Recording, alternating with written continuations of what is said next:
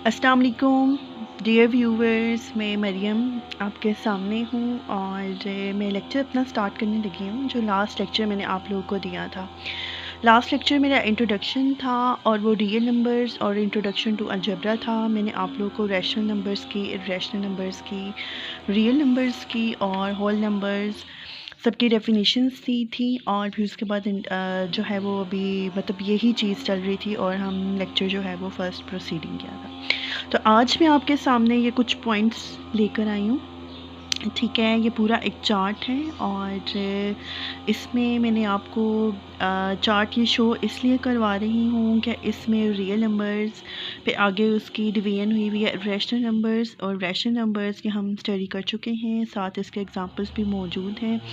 उसके बाद rational numbers को फर्दर से डिवाइड किया हुआ है नॉन इंटीजर रैशनल नंबर्स, ठीक है, और इंटीजर्स में, ठीक है। इंटीजर्स में आज की डेफिनेशन में आज आपको थोड़ा सा बताऊंगी, ठीक है। इंटीजर्स से मैं इसको स्टार्ट करूंगी, फिर उसके बाद नेगेटिव इंटीजर्स और होल नंबर्स, फिर ज़ीरो और नेचुरल नंबर्स। नेचुरल नंबर्स को हम पॉजिटिव इंटीजर्स भी कहते हैं।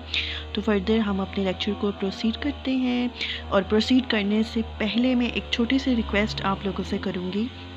वो ये है कि जो मेरा लेक्चर देख रहा है और लेक्चर को अंडरस्टैंड कर रहा है, उनसे मेरी एक छोटी सी रिक्वेस्ट है कि मेरे चैनल को सब्सक्राइब भी कर लें और वीडियो को लाइक भी कर दें, और अगर आपको कोई भी इशू है तो अपने व्यूज़ कमेंट्स में ज़रूर दें। तो लेक्चर को प्रोसीड करती हूँ।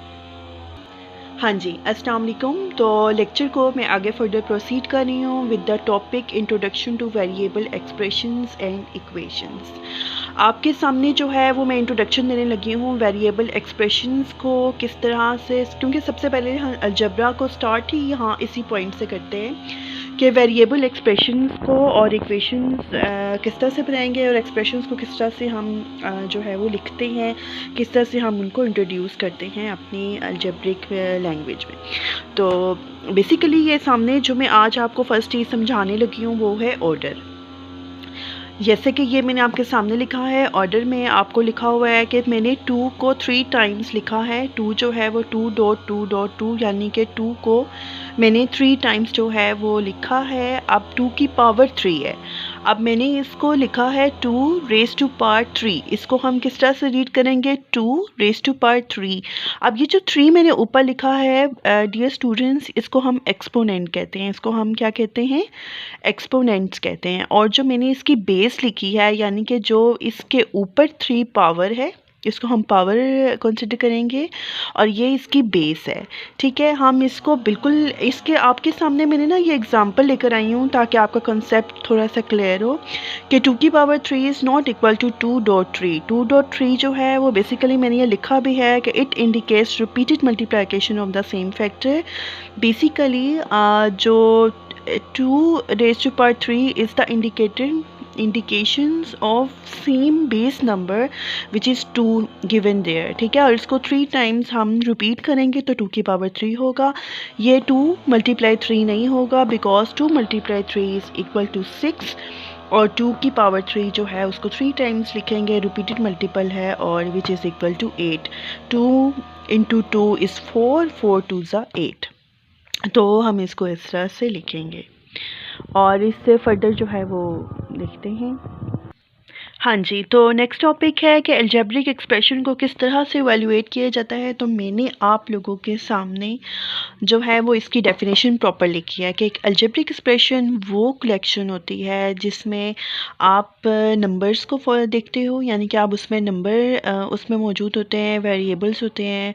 नंबर्स लाइक नेचुरल नंबर्स 1 2 3 4 5 वो फ्रैक्शंस भी हो सकती हैं, वो नंबर्स मतलब नंबर्स इन्होंने यहाँ पे लिखा है। डेज होल नंबर भी हो सकता है, नेगेटिव नंबर भी हो सकते हैं, पॉजिटिव नंबर भी हो सकते हैं। जो अभी मैंने आपको लेक्चर के स्टार्ट में नंबर्स का पूरा लेक्चर दिया था, तो वो बेसिकली तमाम नंबर्स जो है वो एग्जिस्ट कर सकते हैं। वेरिएबल्स में आपके पास X Y Z T W वगैरह जितने भी वेरिएबल्स मैथमेटिक्स में यूज़ होते हैं वो तमाम हो सकते हैं। ऑपरेशनल सिम्बल्स से मुराद है एडिशन, सब्ट्रैक्शन, मल्टीप्लिकेशन, डिवीजन।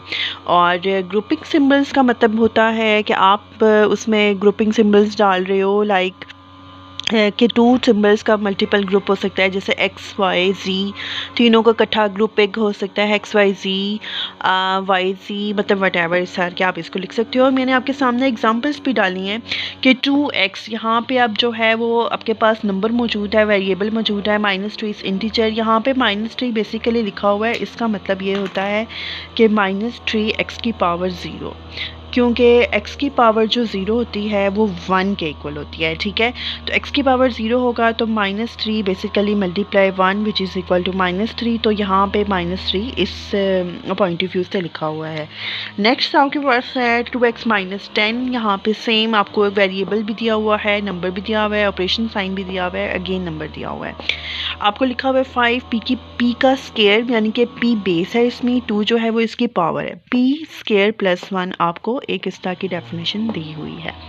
तो फर्दर मैं आपको एक एग्जांपल समझाऊंगी, ठीक है, और उस एग्जांपल में मैं एलिमेंट्स लूँगी, यानी कि वेरिएबल्स के लूँगी, और वो मैं इसको रिप्लेस करके मैं आपको गाइड करूँगी, और कुछ क्वेश्चंस आज मैं आपको एज अ असाइनमेंट दूँगी, आप उसको ट्राई करना।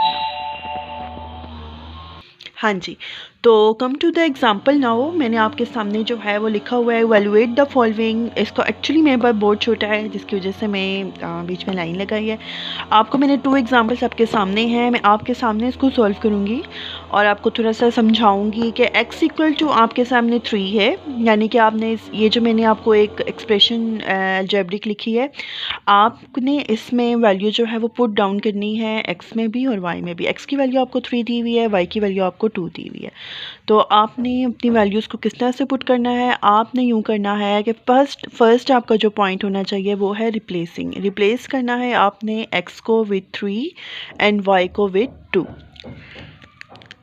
आप इसको कैसे करेंगे मैं आपको बताती हूँ। For this lecture is for beginners, ठीक है। बिगनर्स को कोई प्रॉब्लम है, एक्चुअली मैंने अपना जो प्रोसेस स्टार्ट किया है वो यही किया है कि मैं बिगनर्स से लेकर जो है वो एज लेवल तक जाऊँगी। तो बेसिकली कॉन्सेप्ट क्लियर करना ही मेरा मकसद है। तो हम लेक्चर स्टार्ट करते हैं। आई replace x with 3 and y with 2. So here I am going to solve this mini problem. तो x की जगह मैं यहाँ पे रिप्लेस कर रही हूँ 3 और y की जगह मैं लिख रही हूँ 2। तो अब आप देखो कि मैंने x की जगह लिखा है 3 और y की जगह 2, तो आप इसको वैल्यूएट करो। 2 3 6 minus 2 which is equal to 4, ठीक है। तो मैंने इसको सॉल्व किया है। Now come to the second example को मैं सॉल्व करती हूँ। सेकंड में x की जगह मैं लिखूँगी 3 और y की जगह 2, प्लस मैं इसको लिखूँगी 2/2 एंड फर्दर मैं इसको सॉल्व करूँगी। आप इसको सॉल्व करें। आप देखें कि आपको एलसीएम अगर नहीं लेना आता तो एलसीएम आप इसको देख लें कि इसकी जो डिनोमिनेटर दोनों फ्रैक्शंस में लिखा हुआ था 3/2 एंड 2/2। सो हेयर आप इसको सिंप्लीफाई करने के लिए, ये छोटे बच्चों वाली बात है कि आप इसको एलसीएम इसका लें और इसका एलसीएम जो है वो आपके पास 2 आएगा, क्योंकि बेस इसकी सेम है तो ऑटोमेटिकली इसका एलसीएम 2 होगा। जब बेसिस सेम होंगे तो ऑटोमेटिकली आप इसको इस तरह से लिखेंगे विच इज़ इक्वल टू 5/2। तो इस तरह से मैंने इस क्वेश्चन को जो है वो सॉल्व किया है। फर्दर मैं आपके सामने कुछ शेयर करने लगी हूँ अपनी बुक से, प्रैक्टिस प्रॉब्लम्स। आप इसको शेयर करें। ये मेरी बुक है और ये इसकी प्रॉब्लम्स आपके सामने नज़र आ रही है। This is for your assignment. आप इसको सॉल्व कीजिएगा और इसको सॉल्व करने के बाद फर्दर मैं आपके कमेंट सेक्शन में ज़रूर आपसे पूछूँगी। ये आज का लेक्चर मेरा यहीं तक था, इसको एंड करती हूँ और नेक्स्ट टॉपिक को लेकर आपके सामने आऊँगी। Kindly subscribe my channel and thank you so much. जज़ाकल्लाह।